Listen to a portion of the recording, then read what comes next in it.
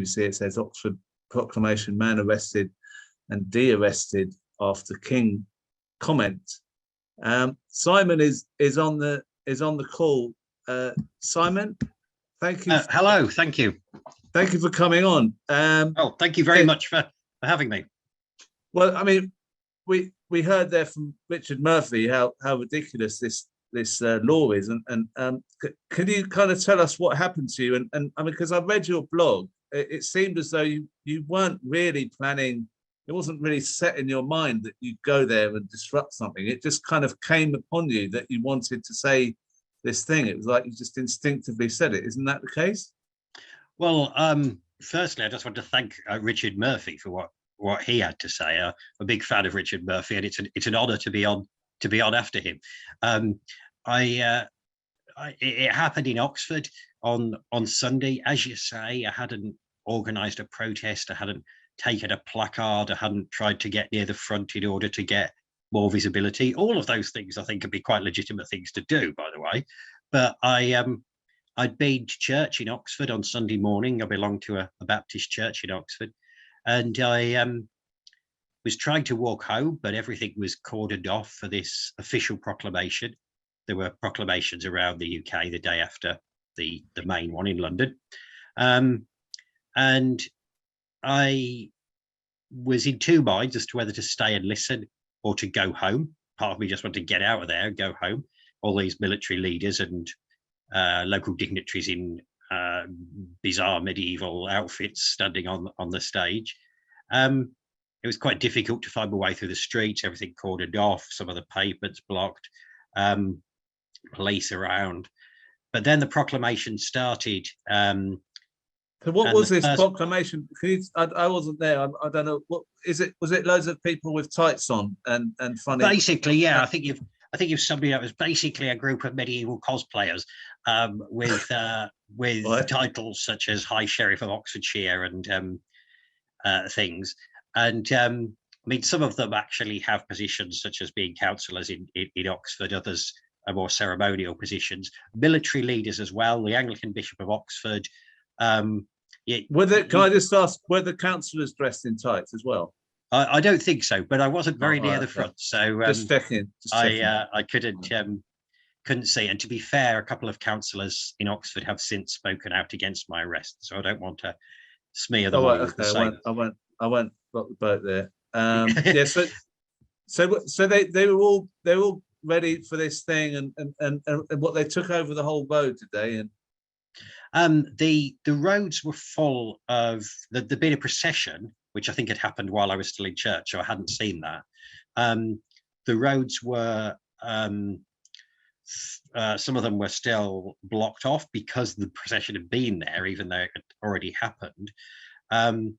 The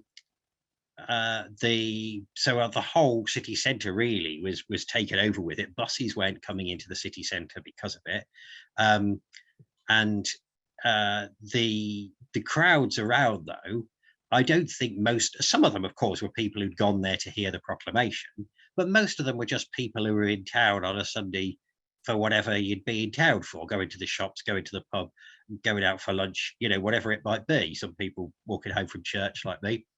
But these proclamations were made around the UK the day after the national one in London to declare Charles as king. The way you would have done in the Middle Ages. That's how you'd have got the news out. Right. Yeah.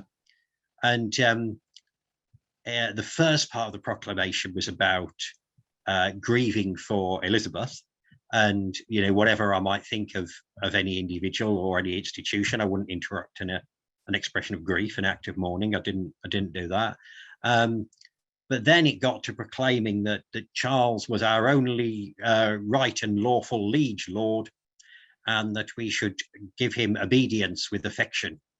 Language that sounded like it slipped out of the 16th century, which I think it probably had. And I called out who elected him.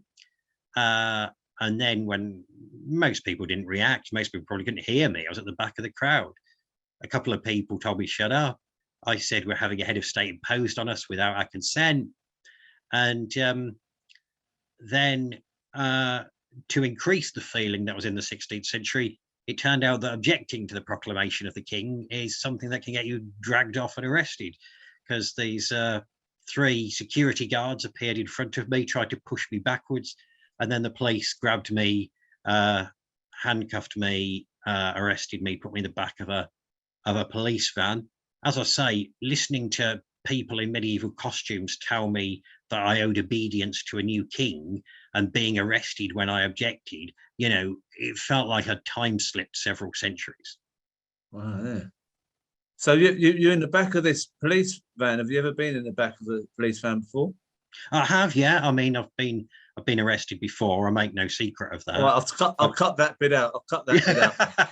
No, but it's important actually, because I've no criminal record, but I've been arrested for taking non-violent direct action against the arms trade, and when taking direct action, civil disobedience, although I believe what I was doing was right, I wasn't surprised to be arrested. Whereas this time was really, really different, because I hadn't seriously considered the possibility that saying a couple of sentences in public at the back of a crowd that hardly anyone could hear was going to get me arrested. And I wasn't prepared for it. I was just gobsmacked. The whole thing felt surreal. Yeah, and I mean, you did mention in some way that you felt. I mean, it must be quite traumatic to have had that, because it's a physical assault on you, effectively, that you weren't expecting. Yeah. How have you felt since then? Have you had nightmares? Have you been, thinking about it? No. Is it going over your mind all the time? I was quite shaken up by the surprise of it. I mean, it was all very weird. I was, for most of Sunday, I was sort of physically quite shaken. Since then, there's been, much to my surprise, so much media and social media interest in it that I've barely paused for breath in trying to respond to that. And while I am pleased that there's been so much concern about it, I'm also aware that most people who are wrongly arrested don't have as much chance to speak up as I have. This isn't about me. It's an issue that affects us all if the police can behave like that. And it's not, when you say it's being assaulted, it was an assault, because it wasn't by any stretch a lawful arrest. And I may be taking civil action against the police for unlawful arrest. I've barely had a chance to think about that yet. But what was really worrying, and anyone on this call, if any of you have ever been arrested before in any context, you'll know that the police are supposed to tell you straight away under what law you've been arrested. When they told me that, when they read out the formal statement, I couldn't make out what they were saying. It was really noisy. The band started playing "God Save the King" after the proclamation. My hearing's not great. I'm awaiting a test for hearing aids. So I couldn't hear the reason they gave. So when I was in the back of the van, I kept asking the police under what law I'd been arrested, and they didn't tell me, which I'm pretty sure is illegal, not to tell me. And they kept saying things like, well, the sergeant who arrested you will know. Well, that's no good, is it? I mean, it's like, surely all the police should know.